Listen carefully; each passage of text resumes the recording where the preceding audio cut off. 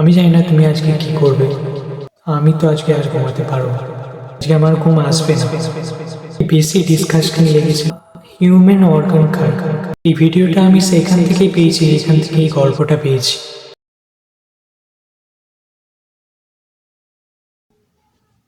আজকে যে ঘটনাটার কথা আমি তোমাদের বলতে যাচ্ছি সেটা শুনে তোমার আজকে ঘুম আসবে না।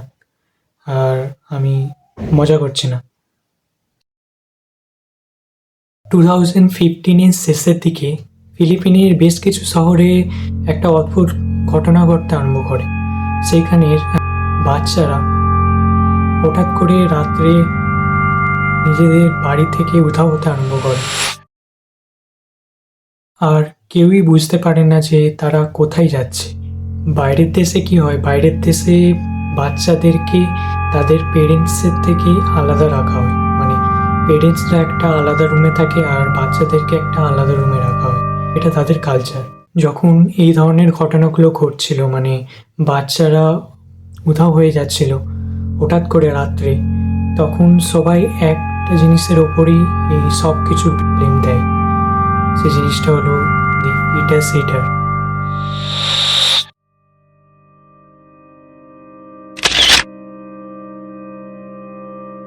যখন এটার উপর আমি রিসার্চ করি তখন এই যে ক্রিয়েচারটা, এটার ব্যাপারে অনেক কিছু সামনে আসে। যেমন এরা দেখতে কেমন হয়, এদের বিহেভিয়ার কেমন হয়, এইসব জিনিসগুলো। আর যেটা সব থেকে বেশি ডিসকাস্টিং লেগেছিল সেটা হচ্ছে এরা হিউম্যান অর্গান খায়, ভেতরের অর্গান। আর এরা বাচ্চাদের খায় যখন তারা না জন্মেছে এইরকম অবস্থায়। এই যে জিনিসটার ব্যাপারে পড়ে আমার তো খুব আনইজি ফিল হয়েছিল। তো আমি তোমাদের আগে থেকে বলে যাচ্ছি, তোমরা চাইলে স্কিপ করতে পারো। তো ফিলিপিনের কালচারে একটা ক্রিয়েচার খুবই জনপ্রিয়। সেখানে এই ক্রিয়েচারটাকে বলা হয় আসোয়াং। আর এই ক্রিয়েচারটা নিজের রূপ বদলাতে পারে, যখন চায় সে নিজের রূপ বদলাতে পারে। এই ক্রিয়েচারটা যখন তোমার আশেপাশে থাকবে তখন তুমি কিভাবে বুঝবে? তারা বলে যে এটা যদি আশেপাশে থাকে তখন তোমার একটা শব্দ শুনতে পাবে, যেমন পায়ের শব্দ, হাঁটা চলার শব্দ, ফুট স্টেপস। আর এছাড়াও তোমরা আঁচড়ের শব্দ শুনতে পাবে। কোনো কোনো সময় একটা শূকরের আওয়াজ শুনতে পাবে বাইরে থেকে। আর মাঝে মাঝে এটাও হতে পারে যে একটা শব্দ যেটা হয় না, টিক টিক টিক টিক, এই ধরনের শব্দ শুনতে পাবে। যেমনটা বললাম, এরা শেপ শিফটিং করতে পারে, মানে এরা যে কোনো সময় যে কোনো রূপে আসতে পারে। তো তোমরা কিভাবে বুঝবে যে এরা হতে পারে এটা একটা অজানা কুকুর, অথবা একটা বিড়াল, অথবা একটা অদ্ভুত ধরনের বড় পাখি। মাঝে মাঝে এটা একটা বৃদ্ধ লোক হতে পারে যে কিনা তোমাকে রাস্তায় হঠাৎ দাঁড়িয়ে জল চাইবে। আবার এটাও হতে পারে যে একটা অজানা মানুষ যে কিনা তোমাকে দেখে খুব খুশি হবে। যারা এই ঘটনার ভিকটিম হয়েছে, মানে এই ক্রিয়েচারটার ভিকটিম হয়েছে, তাদের তাদেরকে তাদের বিছানায় মৃত অবস্থায় পাওয়া গেছে। আর তাদের মধ্যে এমন কিছু প্রেগনেন্ট মেয়েদেরকেও পাওয়া গেছে। আর তাদেরকে যখন বিছানায় পাওয়া যায় তখন তাদের পেটটা কাটা অবস্থায় ছিল।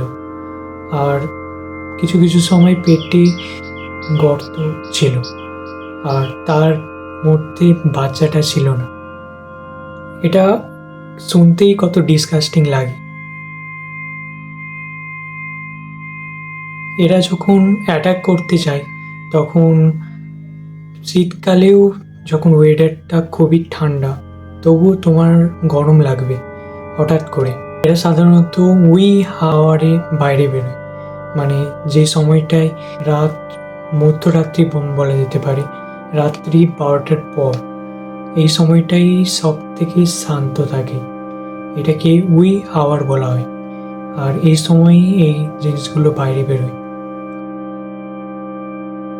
যখন এগুলো বাইরে বেরোয় তখন একটা অদ্ভুত আওয়াজ তোমরা শুনতে পাবে, যেমন ফুট স্টেপস অথবা একটা আঁচড়ের আওয়াজ।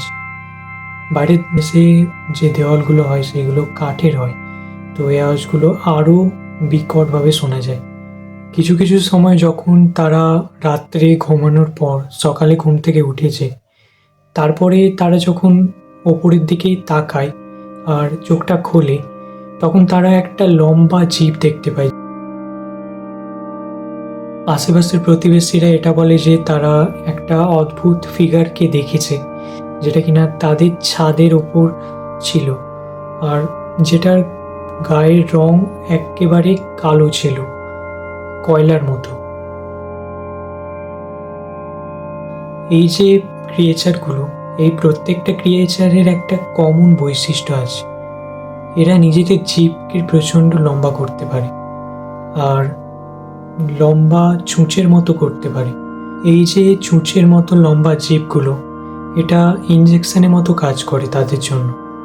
তারা কি করে, তারা এই চুঁচের মতো জিভটাকে নাভি দিয়ে প্রথমে হোল করে একটা প্রেগনেন্ট লেডির, আর তারপর সেইখানে একটা কেমিক্যাল পাঠায় যাতে কিনা যে ভেতরের অর্গানগুলো আছে সেগুলো ডিসলভ হয়ে যায়, গলে যায়। তারপরে সেই অর্গানগুলো তারা খেয়ে নেয়। আমার তো শুনেই খুবই ডিসকাস্টিং লাগছে। হাউ ডিসকাস্টিং ইজ দিস, মানে কি এটা?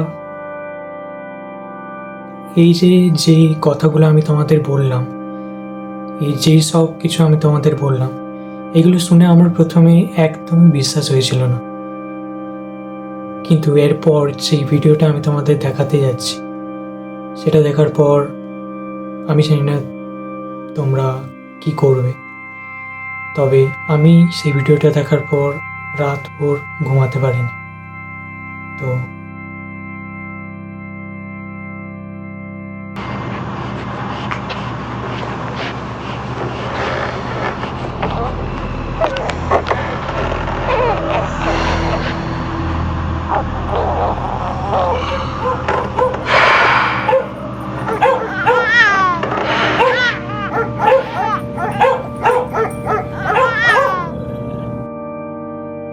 এই ভিডিওটা আমি সেইখান থেকেই পেয়েছি যেখান থেকে এই গল্পটা পেয়েছি।